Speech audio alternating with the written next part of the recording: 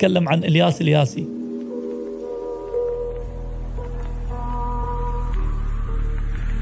بطل البحرين تنس طاولة كذا سنة الآن، العام الماضي واللي قبله. طبعا إلياس الياسي واحد من اللاعبين اللي اشتغلت معاهم ونصحت، وهو إلياس إن شاء الله الله يذكره بالخير يمكن يسمعني، إن أنا ما أخذ ذا الكيس.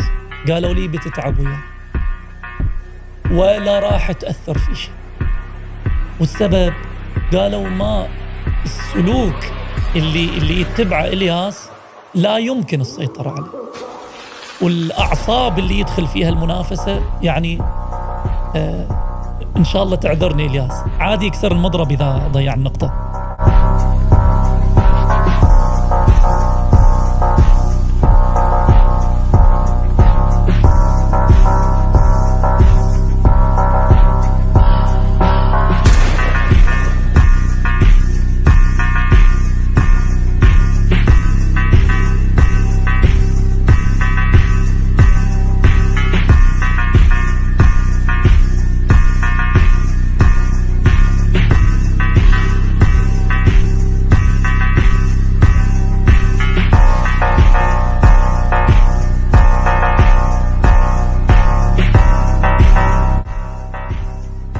وهذا شيء يحصل، كنت أشوف المنافسات العالمية عادي يكسر المضرب إذا ضيع نقطة.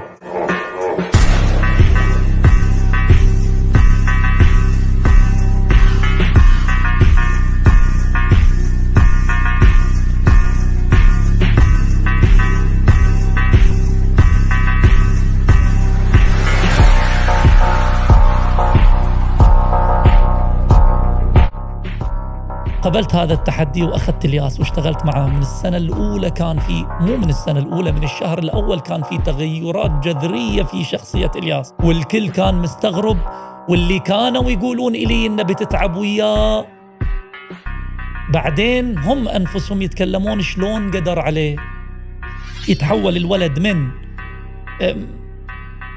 لاعب يفقد أعصابه أثناء المنافسة إلى لاعب مسيطر تماماً على أعصابه، بالذات الكرانش تايم.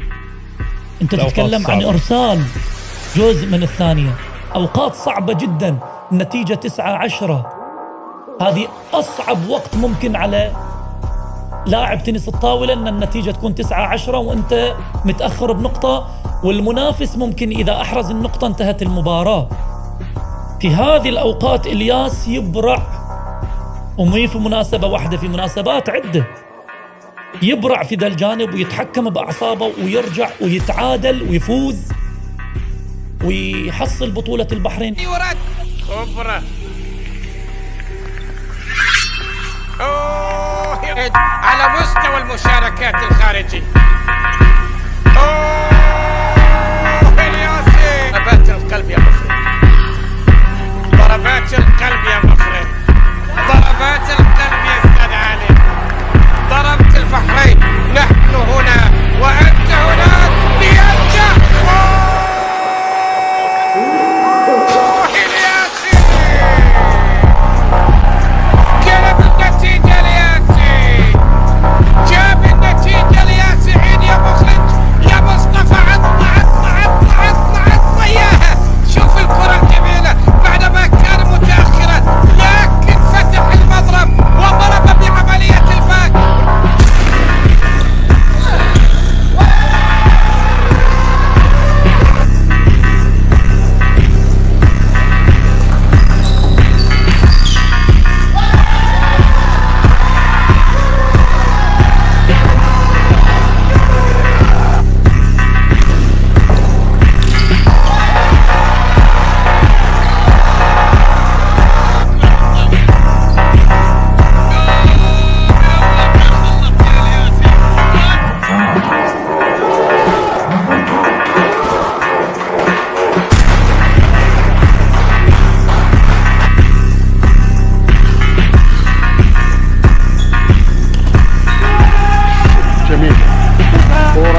حلوة محاولات حلوة ذكية من اللاعب الياسي اللي طبعا لعب